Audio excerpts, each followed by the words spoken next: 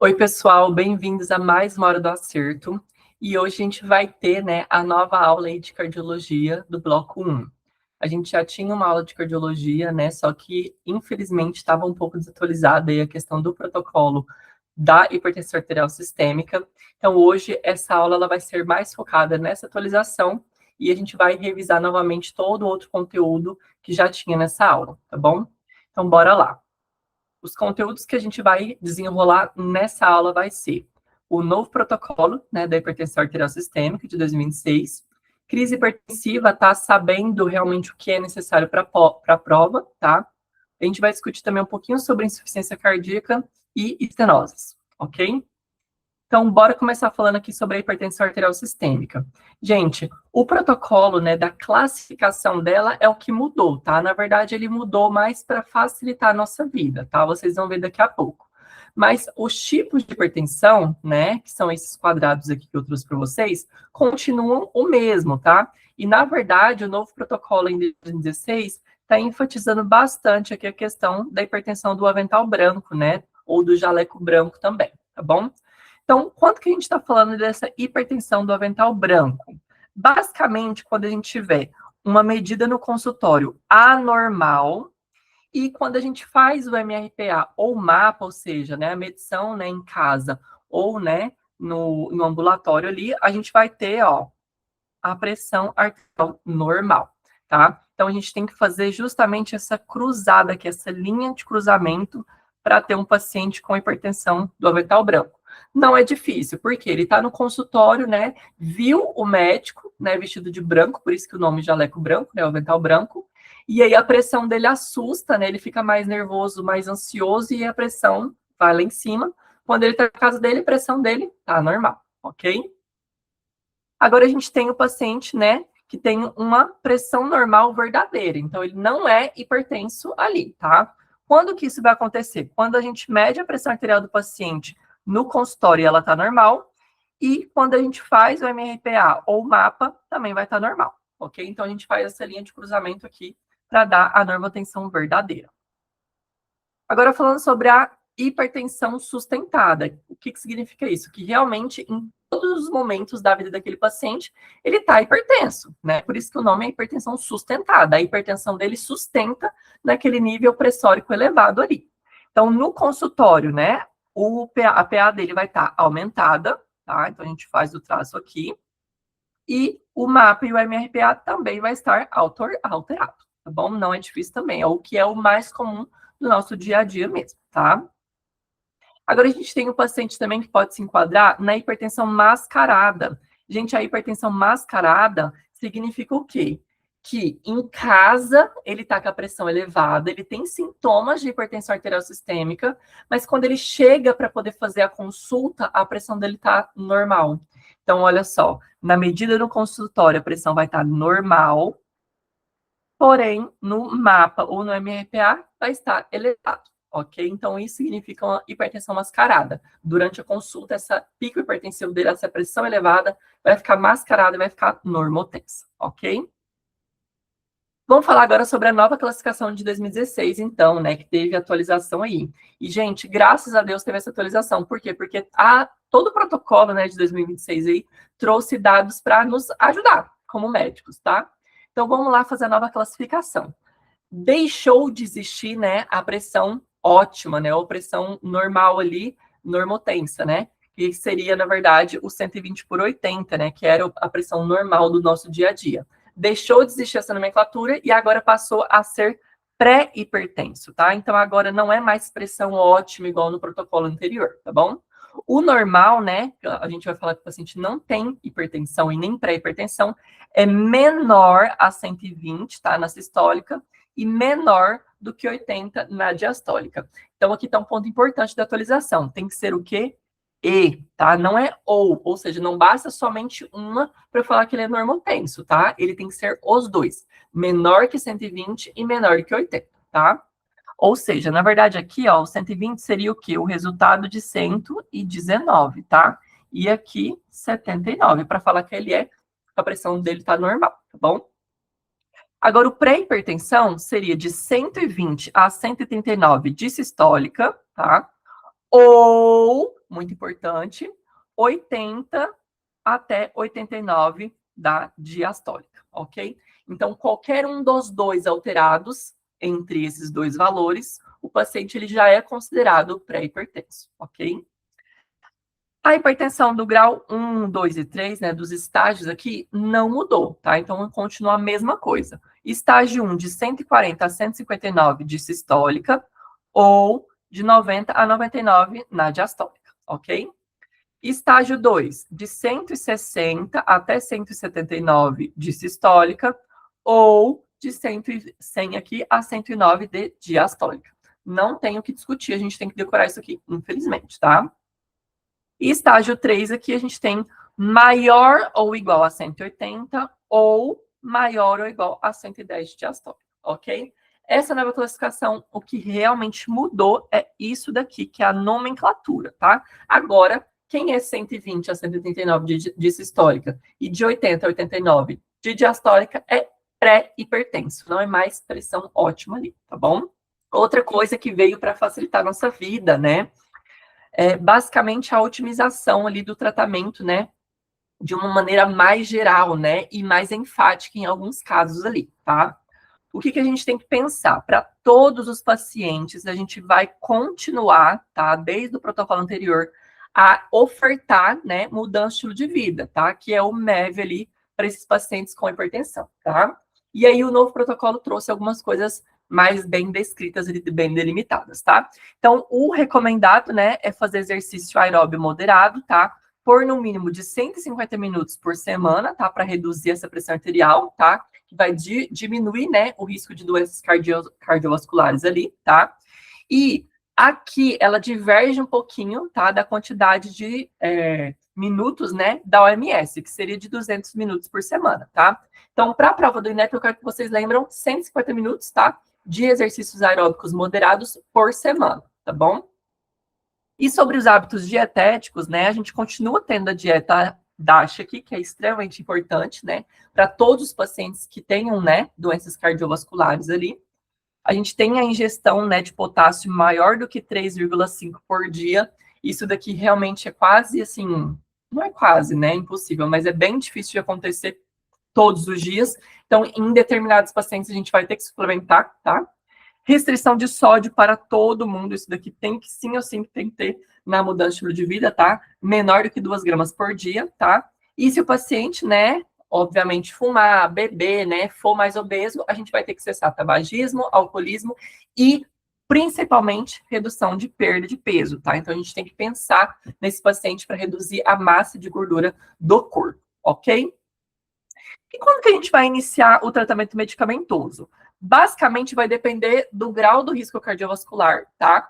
Se o paciente for baixo risco cardiovascular, a gente vai iniciar o tratamento, né?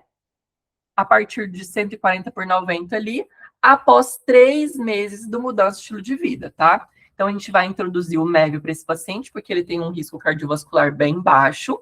E aí, depois que ele começou a fazer esse MEV, a gente vai introduzir ali, tá? Essa medicação ali. Agora, se o paciente já tiver um alto risco cardiovascular, a gente já vai iniciar com a pressão ali, tá? Elevada de 130 por 80, ok? O que significa dizer isso, gente? Basicamente, se ele tem história, né, familiar ou pregressa, né, de doenças cardíacas, né? Se ele já infartou, ou se ele tem uma hipertrigliceridemia, né? Se ele for sedentário, se ele for obeso, se ele tiver uma síndrome metabólica, né? Enfim, qualquer um, se ele tiver diabetes também, obviamente, tá? Tipo 2 ali, a gente vai ter que enquadrar ele como um paciente com alto risco cardiovascular, ok? Agora, sobre as medicações, gente. Aqui, a gente não teve mudança, assim, falando, nossa, tivemos uma mudança drástica. Não. Na verdade, o novo protocolo de 2026, ele deu mais uma enfatizada no que a gente já sabia, tá? Então, não mudou muita coisa ali. Vamos falar um pouquinho sobre os grupos farmacológicos, porque eu sei que tem muita gente que tem dificuldade ainda e não tem para onde fugir. Isso daqui é aprender. Vocês vão ver que, com o passar do tempo, vocês vão estar com isso aqui na ponta da língua, tá? Então, vamos falar primeiro sobre os 2 primeiros grupos, né? Que é o que o protocolo fala, que é as medicações de primeira escolha, tá? Para todos os pacientes, tá? Principalmente se o paciente tiver diabetes mellitus ou tiver alguma doença renal crônica ali, tá? Que é os grupos o quê? O IECA e o BRA, tá? E ECA, basicamente, os exemplos que a gente tem do nosso dia a dia, né, é o captopril, enalapril, lisinopril e ramipril. De todos aqui, os mais comuns é o enalapril e captopril, sendo que, para uso contínuo em casa, a gente dá prioridade para o enalapril, tá? Captopril a gente utiliza mais ali em uma crise hipertensiva, né, uma coisa mais assim, que não seja uma emergência, né, mas na urgência ali, tá bom? Que a gente vai falar daqui a pouco. Sobre o BRA2, né, os bloqueadores de receptor de angiotensina 2, a gente tem aqui losartana como nosso principal, tá, do nosso dia a dia, que tem muita disponibilidade no SUS. A gente tem a valsartana também, que a gente prescreve mais para aqueles pacientes que têm condição financeira, né, de comprar ali.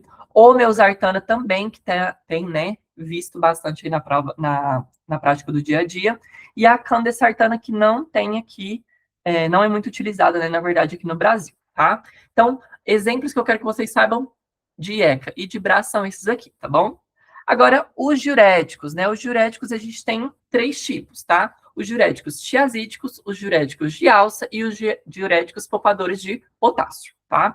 Os exemplos principais que a gente tem, né? De tiazídicos, a gente tem a hidroclorotiazida e a clortalidona, tá? E aí, o que eu trouxe para vocês aqui que é importante, que o INEP já cobrou, se eu não me engano, uma vez, mas prova de residência adora, que são as reações, né, a essas medicações, o que elas causam, os diuréticos e tiazídicos. A gente tem um mnemônico, né, dos 4 hipo, 3 hiper, tá? Que seria o quê? Hipovolemia, hipocalemia, hiponatremia, hipomagnesemia e hipertriglicemia, hiperlipidemia e hiperuricemia.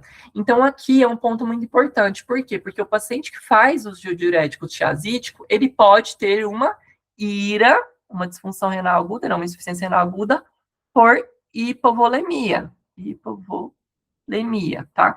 Ou, né, por uma hipocalemia ou uma hiponatremia. Ele pode ter hiperglicemia. Então, nos pacientes diabéticos, a gente tem que dobrar, né, o olho aí se ele utilizar diurético tiazídico, tá? Então, essas complicações dos 4 hipo e 4 hiper são muito importantes para a nossa vida aí, tá bom? Depois a gente tem o diurético de alça, que é furosemida. Gente, furosemida a gente vai prescrever, né, de uso contínuo ali, mas para os pacientes que têm o quê? Insuficiência cardíaca, congestiva, né, que é aquele paciente que realmente acaba tendo muito edema, né? E ele também é utilizado, né, na nossa prática da urgência e emergência ali, para justamente, por exemplo, né, desencharcar um paciente que tenha, né, SCC descompensada, né, se abre, por exemplo, um quadro de edema agudo de pulmão, tá bom? Então, a gente vai pensar nessas duas possibilidades para prescrição de diurético tiazídico aqui, tiazídico não, perdão, de alça aqui, tá, que é o furosemida. O último exemplo que a gente tem dos diuréticos é os poupadores de potássio, tá? Que a gente tem a nossa famosa e queridinha espironolactona. Gente, aqui tem um ponto importante, tá? A espironolactona, ela sempre vai ser a nossa 4ª droga de escolha, tá? Então, a gente nunca passa espironolactona como primeira, segunda, terceira opção. A gente sempre vai associando 1, 2, 3 medicações, aí na 4ª que a gente vai englobar ela ali, tá bom? Porque ela faz o seu efeito melhor ali, né, a sua função melhor, depois que a gente fez as 3 primeiras medicações primeiro, tá? E aí, obviamente, como a gente vai ter ela para a 4ª droga de escolha, né, para a introdução de 4ª droga, a gente só vai prescrever ela, olha só que eu botei aqui embaixo, em pacientes com hipertensão arterial sistêmica refratária. Então, se a gente passou captopril, associou, né, uma hidroclorotiazida, né, fez ali um alodipino, não está resolvendo essa hipertensão, aí a gente associa a droga que é a espironolactona, ok? Um ponto extremamente importante também, que eu acho que eu não coloquei aqui, mas que eu tenho certeza que vocês já sabem, né? IECA e BRA, eles não podem ser prescritos juntos, tá? E, gente, eu achei que isso aqui não via no dia a dia, mas a gente vê. Tem médico que ainda não sabe que não pode prescrever IECA com BRA2, tá? Eu, no meu internato, peguei 3 pacientes que tinham receita misturando IECA com BRA, tá? E, às vezes, isso não acontece nem pela prescrição de um médico só. Às vezes, o paciente, ele acompanha com um médico aqui, aí ele muda, né, vai para outra cidade, vai com outro médico, e aí o outro médico não sabia que ele tomava apresentando april, e passam losartana, e ele acha, o paciente, ele acha que ele tem que tomar os dois e continua tomando os dois.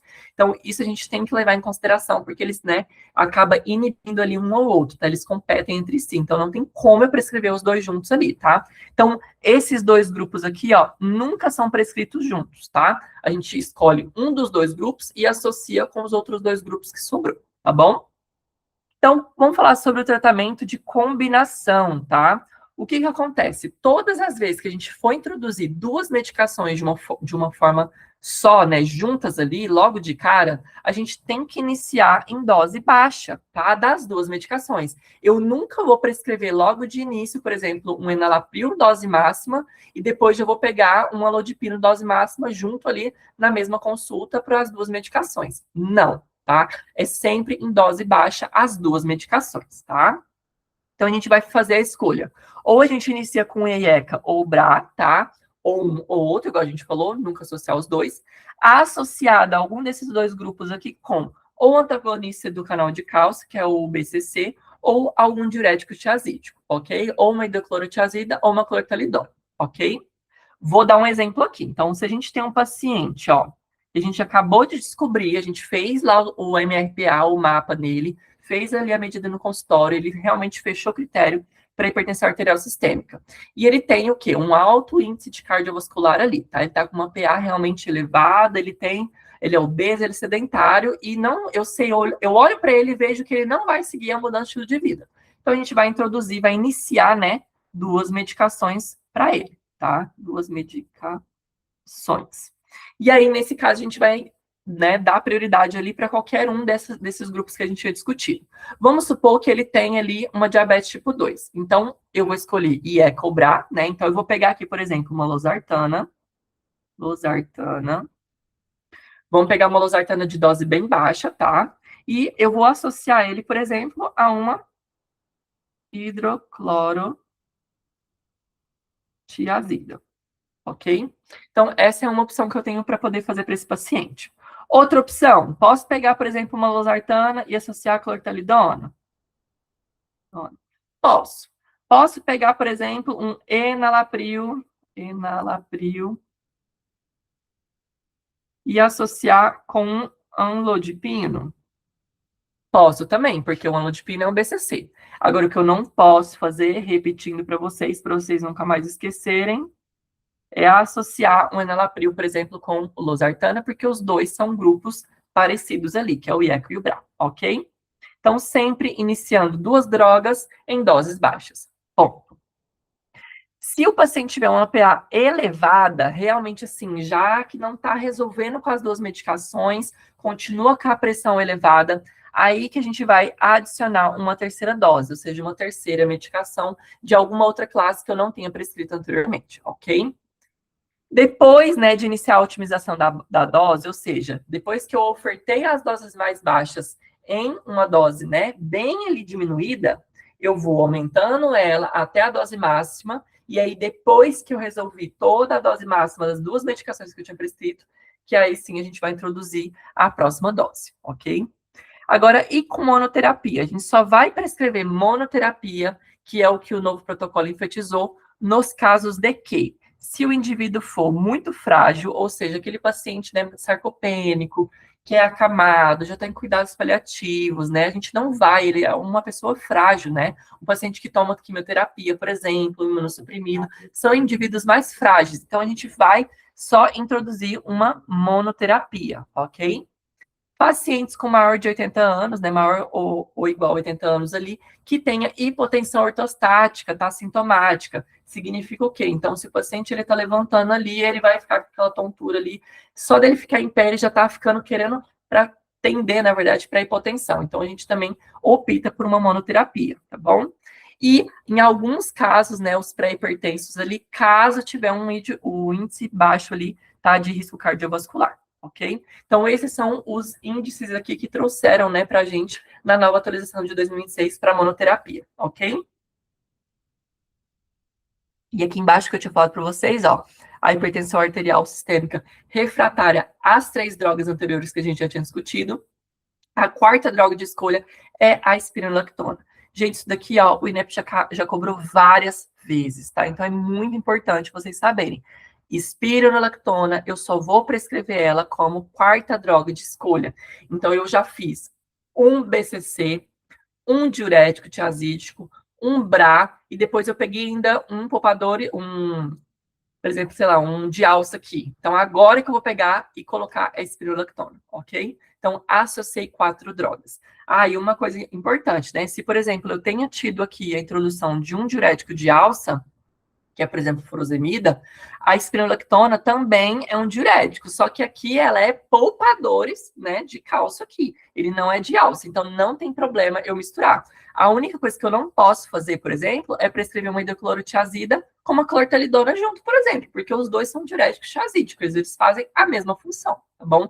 Agora, se eu tiver que misturar um diurético tiazídico com um diurético de alça e um poupador de potássio, posso, ok? Combinações medicamentosas, igual eu falei para vocês, esse fluxograma aqui sempre existiu, ele sempre vai existir porque ele é a base do tratamento, tá? Das combinações medicamentosas, tá? Então, olha só, a única combinação não recomendada foi o que eu falei para vocês, né? Que é o BRA, né? 2 aqui, BRA 2, e os IECAs. É a única combinação que a gente não pode fazer. O resto a gente faz, a gente vai fazendo ali, tá? A gente pode ofertar para o paciente um BCC com diurético tiazídico, um diurético tiazídico com IECA, com um bloqueador de receptor de angiotensina, tá? O BCC pode ir também com IECA, enfim, tudo aqui é um leque de possibilidades, ok?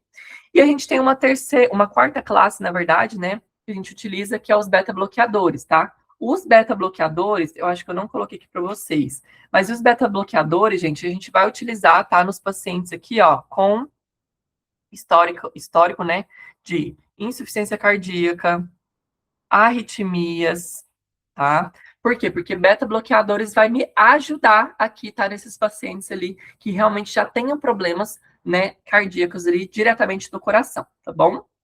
Outra coisa que veio na atualização da hipertensão arterial, né, em relação às metas pressóricas. E eu amei, por quê? Porque antes a gente tinha 2 tipos de metas pressóricas, dependendo ali de como estava o paciente, como estava a pressão, né? Então isso acabava confundindo a gente na hora da prova, e o INEP já tinha cobrado isso anteriormente. Então agora, o novo protocolo fala uma meta, ó, universal. Eles até utilizam essa palavra. Universal quer dizer o quê? Que é uma meta, essa meta pressórica é para todo mundo, todos os pacientes hipertensos que estão fazendo uso de medicações, tá? Então, agora eu quero que vocês decorem e aprendam. A PA de meta desses pacientes é ter, né, picos menores do que 130/80 na utilização, né, das medicações com o mudando de estilo de vida, ok? Então, fiz o diagnóstico, comecei o tratamento com MEV, fiz as medicações, a meta pressórica desses pacientes, sim ou sim, tem que ser menor do que 130/80, ok?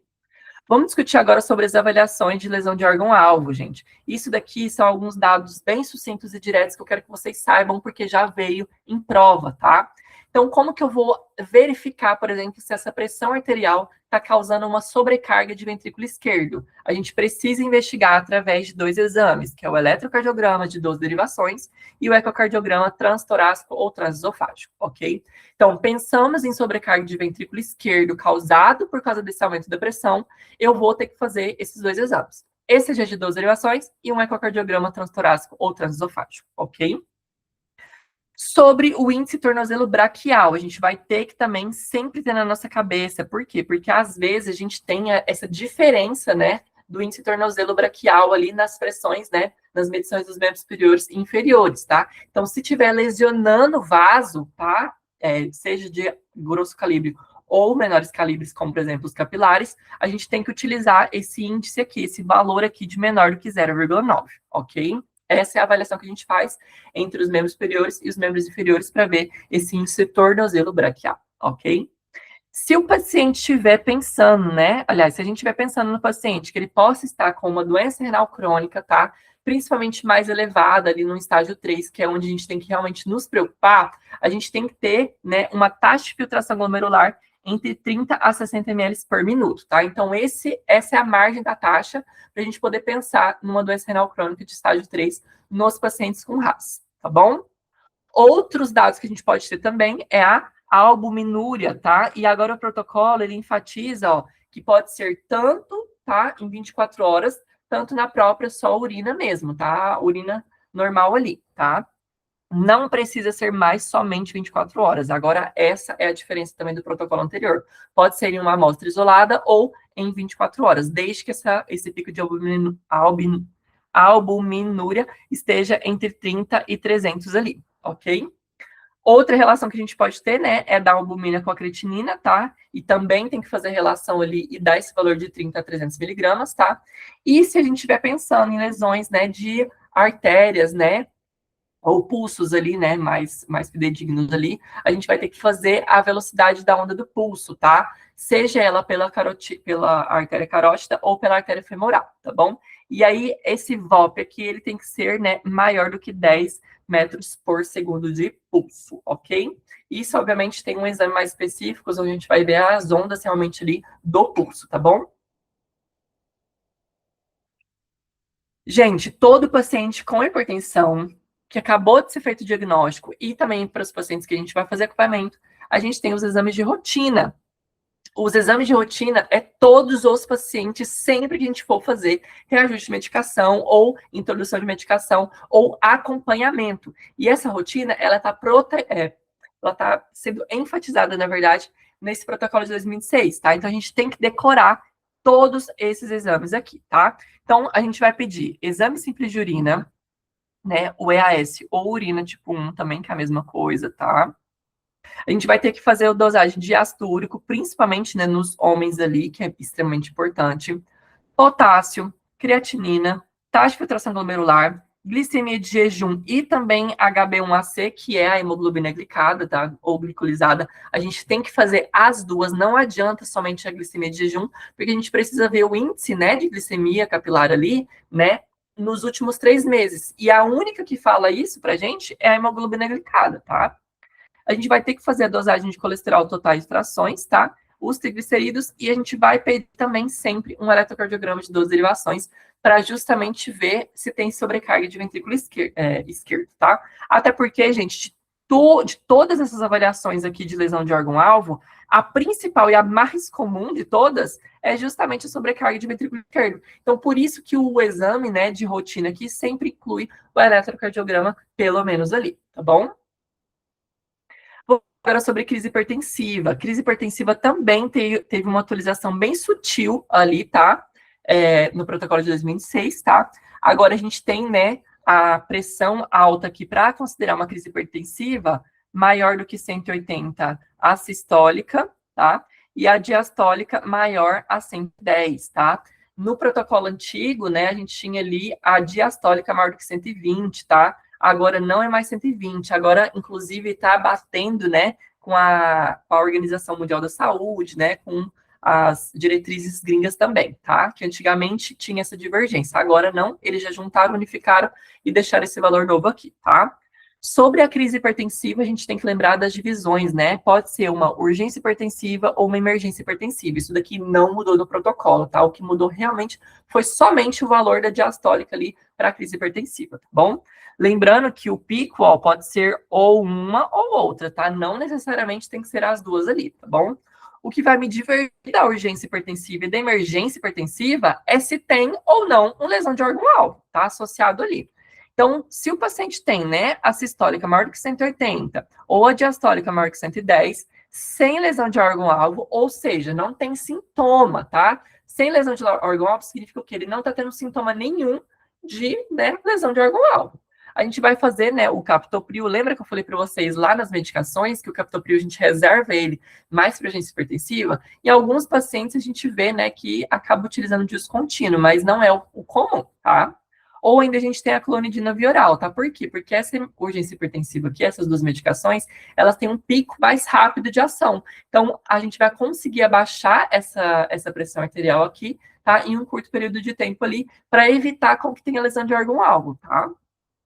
A meta aqui é reduzir a pressão arterial em 24 horas, ou seja, a gente vai ser um pouco mais permissivo, então a gente vai dar a medicação e vai medindo ali até reduzir um pouquinho. Se reduzir um pouquinho, já foi o suficiente, tá? Porque a gente precisa reduzir de forma geral e ampla em um período de 24 horas. E geralmente a gente não deixa o paciente com uma urgência hipertensiva lá, né, com a gente observando ali 24 horas, tá? Então a gente pode mandar ele para casa tranquilamente, tá? Agora, se a gente estiver falando de uma emergência hipertensiva, a gente está falando o quê? Que tem lesão de órgão-alvo, tá? Então, a sistólica maior que 180 ou a diastólica maior que 110 com lesão de órgão-alvo. E aí o protocolo fala, olha só, que a gente tem que determinar a internação em uma unidade de terapia intensiva, tá? Preferencialmente, mas obviamente nem todo lugar tem, mas se tiver, a gente tem que internar na unidade de terapia intensiva, tá? Aqui, por se tratar de uma emergência, a gente vai ter que fazer um ataque maior nessa pressão. Então, a gente tem duas medicações que a gente pode fazer, tá? A principal, eu quero que vocês saibam, que geralmente é ela que vai resolver e é ela que vai ter no caso clínico, que é o nitroprusiato de sódio, tá? Endovenoso, tá? Agora, se o paciente ele tiver com dor torácica, tiver essa dor torácica irradiando para a mandíbula ou para o membro superior esquerdo, né? Tiver sintomas de síndrome coronariana aguda, a gente vai dar preferência para a nitroglicerina, tá? Porque ela ajuda ali realmente a ter uma melhor perfusão da coronária, tá? Em relação ao nitroprusiato de sódio. Então, pensamos em síndrome coronariana aguda, tá? Nessa emergência hipertensiva, a gente vai dar preferência para a nitroglicerina em vez do nitroprusiato de sódio. O resto, tudo, se não for síndrome coronariana aguda, a gente vai dar nitroprusiato de sódio, ok? E aí a meta, a gente, igual eu falei para vocês, como é uma emergência, não é 24 horas mais, a gente tem que reduzir mais rápido. Em 1 hora, a gente vai ter que reduzir essa pressão em 25%, ok? E aí depois a gente vai, né, deixando para reduzir essa pressão arterial para menor do que 135/85, após 24 horas ou 48 horas do início do nitroprusiato de sódio aqui, tá bom? Então, o que eu quero que vocês saibam é, na emergência hipertensiva, eu dou nitroprusiato de sódio endovenoso. Se fosse no coronariana, a gente vai dar nitroglicerina. E a gente vai reduzir essa pressão arterial em 25%, não é 24 horas. Perfeito. Gente, essa tabela aqui, ó, é linda, porque o INEP ama isso daqui, já caiu várias e várias vezes, vocês não podem parar para vocês saber essa tabela, tá? Beleza. Então, a gente tem exemplos de lesão de órgão-alvo, tá? O principal deles, né, igual eu falei para vocês, é IAM, tá? Um infarto ali agudo do miocárdio. Pode ter também um paciente com dissecção de aorta, tá? Então, se for algum dos dois, a queixa do paciente vai ser dor torácica, tá? Se o paciente ele tiver, né, um AVC ali, né, isquêmico ou hemorrágico, basicamente a gente vai ter um paciente com um déficit neurológico associado a essa crise hipertensiva, tá? Se o paciente tiver, né, um edema agudo de pulmão, a queixa dele vai ser o quê? Dispneia. Se o paciente tiver uma encefalopatia hipertensiva, ele vai ter geralmente ou convulsão ou rebaixamento de nível de consciência. O que significa isso? Essa pressão está tão elevada, mas tão elevada, que o cérebro está inchando. E aí, cérebro inchando na calota craniana, que é dura, né, vai ocasionar o quê? Uma encefalopatia hipertensiva. E vai convulsionar, provavelmente vai rebaixar ele ali, tá? Ou ainda a gente tem o caso, né, da RA, com uma emergência hipertensiva, e ele vai ter uma lesão renal aguda associada ao quadro, ok? E a gente tem uma outra classificação aqui, ó, que é a pseudocrise, tá? A pseudocrise, a gente tem o quê? Um paciente que aumentou a pressão arterial dele, tá? Por causa de alguma coisa fisiológica, tá? Geralmente o quê? Ou um estresse ou um susto ali que ele passou, tá? Se for uma pseudocrise, a gente não utiliza antihipertensivo, tá? A gente só acalma. Em alguns casos, a gente prescreve um benzodiazepínico, por exemplo, ou algum antiansiolítico ali no pronto atendimento, tá? Então, a gente tem que levar para a prova essas 3 crises hipertensivas. Urgência hipertensiva, emergência hipertensiva ou a pseudocrise, tá? O INEP já cobrou as 3, tá bom?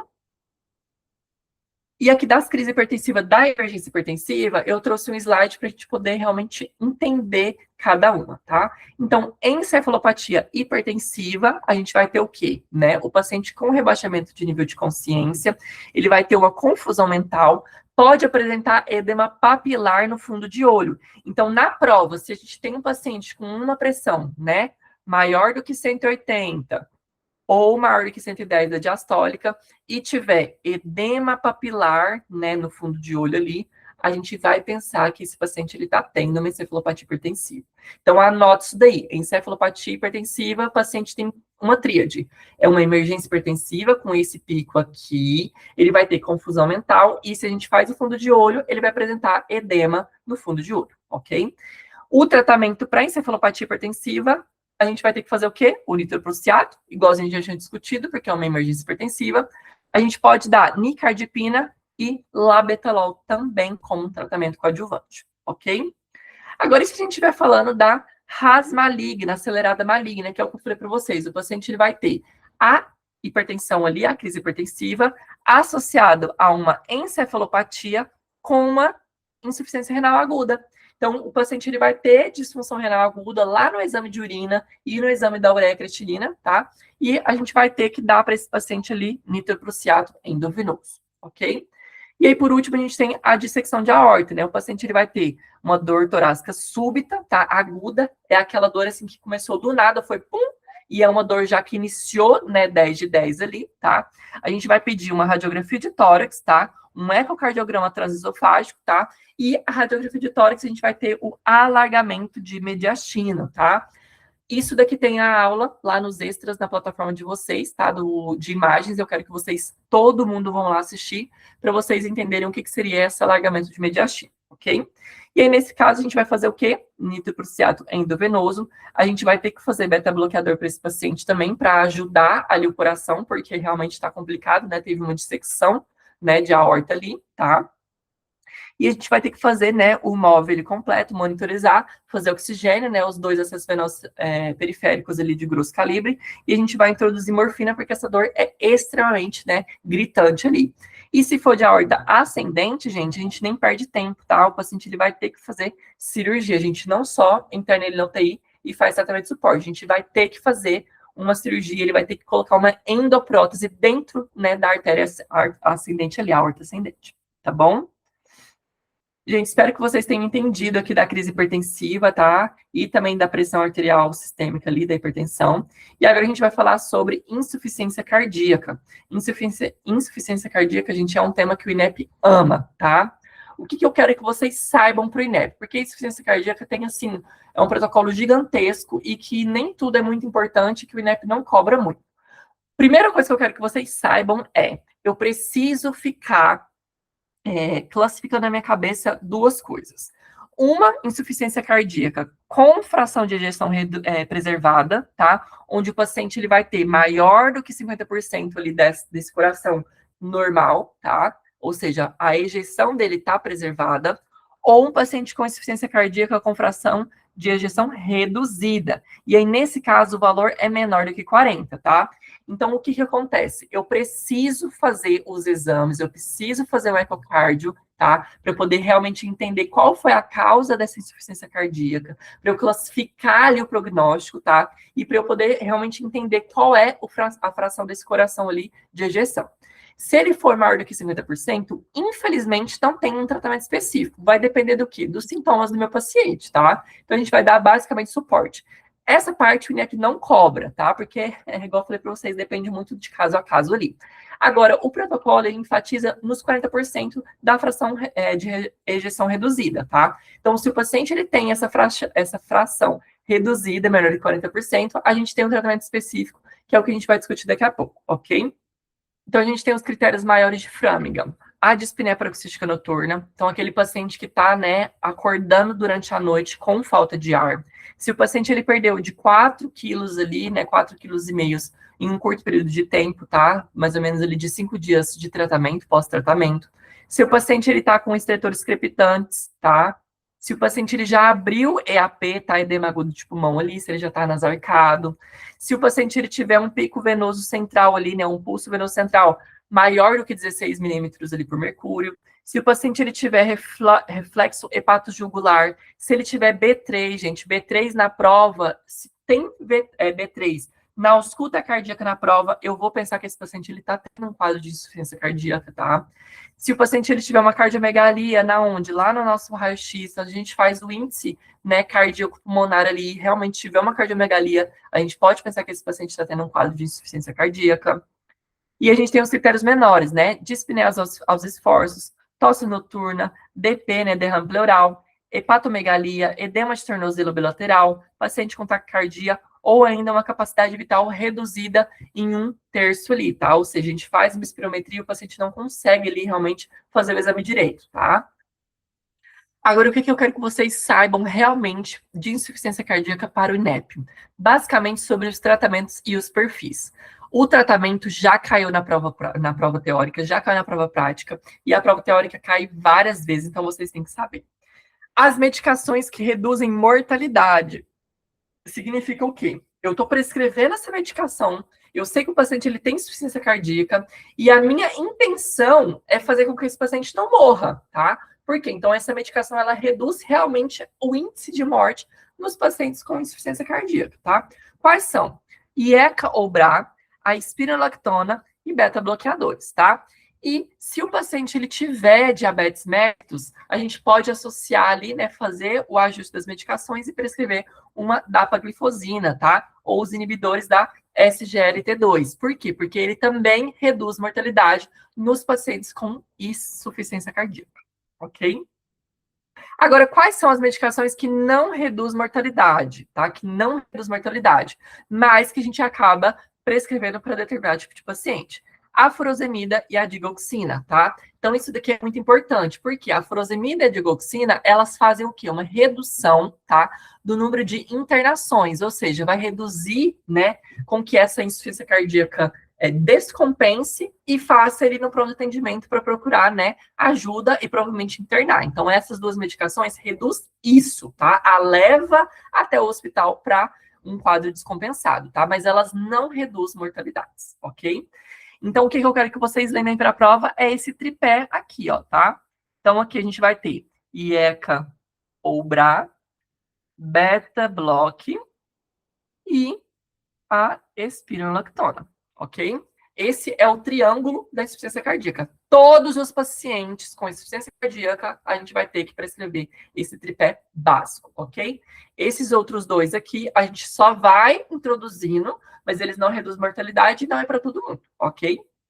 Sobre os perfis da insuficiência cardíaca aqui, isso daqui é mais, né, para nossa prova prática ou ainda para a vida do dia a dia, tá? Eu só quero que vocês saibam o 1, tá? Que é o perfil quente e úmido, porque ele é o mais comum de todos, tá? Então, perfil B, tá, do paciente da insuficiência cardíaca, significa dizer o quê? Que ele é quente e úmido, tá? Os outros não levem muito em consideração, porque o INEP não cobra, tá? Mas vamos revisar aqui de uma maneira geral. O A é o perfil quente e seco.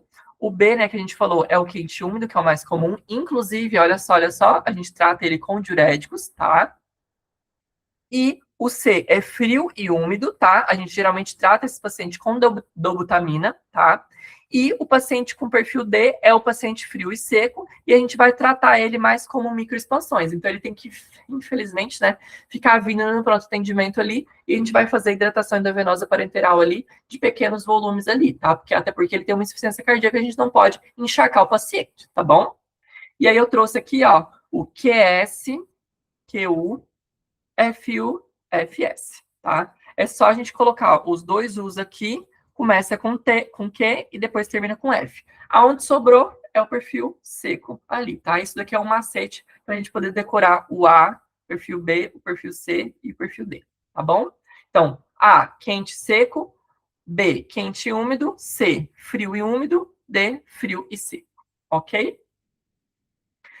Nosso último tema não é um tema que o INEP cobra muito, porém, entretanto, todavia, quando vem isso aqui na prova, gente, é horrível. É horrível porque tem umas características que a gente acaba confundindo, só que hoje eu quero que vocês saibam duas, tá? Que são as duas estenoses das valvulopatias. Não quero que vocês lembrem das insuficiências, porque o INEP não cobrou até hoje insuficiência, eu acho um pouco mais difícil, porque o diagnóstico é mais chatinho, tá? Agora, as estenoses, sim, vocês vão entender daqui a pouco por quê. Então, pensamos em valvulopatias, ou seja, problemas das válvulas do coração, quando o paciente ele tem dispneia, tá? Pode ser associada ou não com uma insuficiência cardíaca. O paciente ele vai ter padrão anginoso, tá? Ele tem ali angina, tá? Ele tem a dor torácica ali anginosa. E o paciente ele vai ter apresentado algum episódio de síncope, tá? Ou desmaio. Ele intolera esforço, mínimo que seja, e o paciente ele tem tontura, tá? Então aqui, ó, a gente tem, ó, esse critério e esse critério, que diverge somente no paciente com insuficiência cardíaca. Então, é como se fosse um paciente com uma insuficiência cardíaca, só que ele está mais grave. Por quê? Porque ele está tendo síncope, angina, tá? Uma dor torácica mais crônica ali, e ele pode ter tontura ali, tá bom? Porque a dispneia e a intolerância aos esforços, a gente tem dois critérios que são lá parte do Framingham, né? Obviamente, da insuficiência cardíaca, tá? O diagnóstico, gente, para todas as valvulopatias é através do ecocardiograma transesofágico, tá? Onde a gente vai realmente ver a estrutura das válvulas ali do coração, tá bom? Vamos falar sobre a estenose aórtica, tá? Gente, estenose aórtica é fácil o diagnóstico, porque tem duas coisas que eu quero que vocês saibam para a prova. Primeiro é a tríade clássica. Ela é a única das estenoses, tá? Que tem uma tríade clássica. Então, o paciente ele vai apresentar angina, síncope e dispneia. Esses três critérios vão estar no caso clínico, tá? Que a gente chama de mecanismo ASD. Então, o paciente ele vai fazer o quê? Ele vai ter um padrão anginoso, vai ter desmaios e vai ter uma dispneia ali, tá? Ele se dá mais, né, por causa de calcificações nos idosos, tá? Ou ainda, se for um paciente mais jovem, pode realmente ter algum problema diretamente lá na válvula bicúspide ali, tá bom? E olha só, é a valvulopatia mais comum que existe cirurgia, tá? Tanto que o tratamento para os pacientes com estenose aórtica, 90% vai ter que fazer ali realmente a troca da válvula, tá bom? O exame físico também vai ajudar muito. Olha só, esse tipo de estenose, a gente chama, ó, que tem um sopro sistólico em diamante. E aqui eu trouxe para vocês esse mnemônico que eu gosto, esse desenho que eu fiz aqui, ó.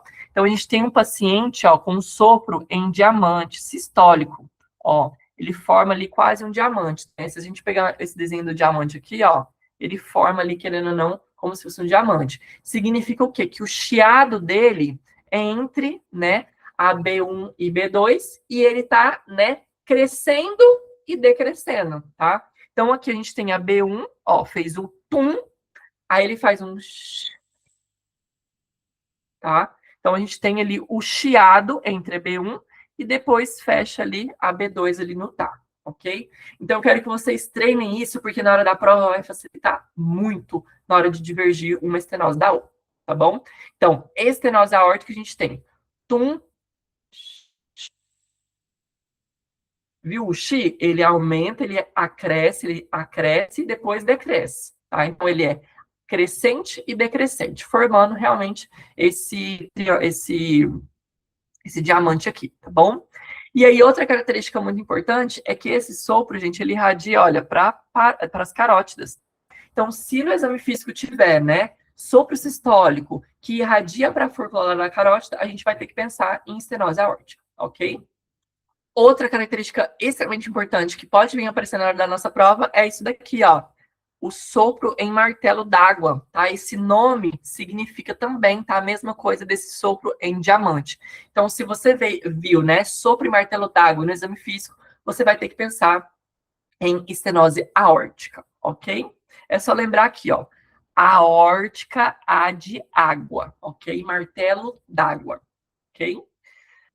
E a nossa última aqui vai ser a estenose mitral. A estenose mitral ela é muito importante, por quê? Porque ela dá, né, geralmente em pacientes com febre reumática, tá? Ou alguma outra etiologia reumática, tá? Mas principalmente nos pacientes que foram vítimas de febre reumática, ok? Nesse caso, a válvula ela não abre direito ali, tá? Gerando uma sobrecarga de volume e pressão no átrio esquerdo. Então, o átrio esquerdo do coração desse paciente vai estar sobrecarregado, ele vai estar um pouco mais alargado ali, ok?